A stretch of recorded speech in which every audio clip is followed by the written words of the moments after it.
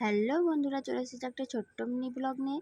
তো আজকে আমি বানাবো আম পোড়ার শরবত। তার জন্য আমি গ্যাসে দুটো আম পুড়িয়ে নিয়েছি। দেখো আমগুলো পুড়েও গেছে। আর দুটো আম দুরকমভাবে পুড়েছে, কারণ একটা পাকা ছিল, আমি সেটা বুঝতে পারিনি।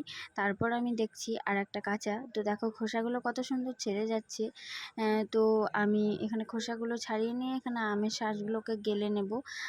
তারপর এখানে আমি জল দিয়ে সেটাকে আমি শরবতের মতো বানিয়ে নেব। আর এই যে হলুদ আমটা দিয়েছি, তার জন্য এখানে ফুটির মতো কালার চলে আসছে দেখো। তো হয়ে গেছে আমার এখানে। তারপর এখানে আমি চিনি দিয়ে দিলাম অল্প করে, আর লবণ দিয়ে দিলাম। এখানে এবার গুলে নিয়ে আমি এটাকে এবার গ্লাসের মধ্যে ঢেলে নেব। তো খুব সুন্দর কালারটা এসেছে, একদম যেন আসল ম্যাঙ্গো ফ্রুটি। তো খেতেও দারুণ লাগছিল। এখানে হালকা গোলমরিচ গুঁড়ো আর বিট লবণ গুঁড়ো দিয়ে দেব। আর এখানে ঘেটে নিলাম আমি।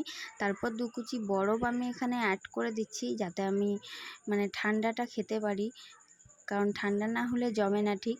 তো এত সুন্দর লাগছিল খেতে। তো তোমরাও ট্রাই করে দেখতে পারো।